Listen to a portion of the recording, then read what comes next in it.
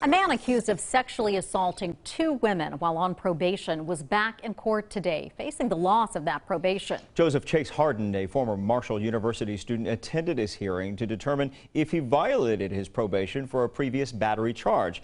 We want to warn you, some of the comments in this report may not be appropriate for children. Tiffany Lopez has more. Joseph Chase Hardin sat quietly Tuesday morning as a detective with the Huntington Police Department testified about Hardin's alleged sexual assaults of 2 women in late 2018. She stated she wanted him to stop. She tried to push him off. She stated that at one point while he was on top of her, he did grab her hands and held onto her hands above her head. The alleged sexual assaults revealed in June would be a violation of Hardin's 3-year probation for the battery charge he pled guilty to in 2017. But in court Tuesday, the judge heard about more than these alleged violations. His probation officer says Hardin violated his probation by consuming alcohol and failing to report a change of employment.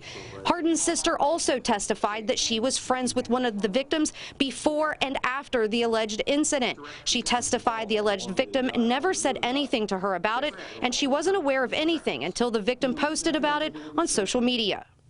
June 10th when she posted on Twitter. Okay. So she never told you about it? Never. The judge also heard from one of the 2 women now accusing Hardin of sexual assault. We're not identifying her, but she's testified she didn't want to have sex with Hardin, which he claims was consensual, but admitted that they talked and texted after the alleged incident. And he reached over and pulled me on top of him and started kissing me, and I was okay with that. I didn't think kissing was a big deal. And then he started to try to put his hands in my pants, and I was like, no, Chase, stop, I don't want to do this.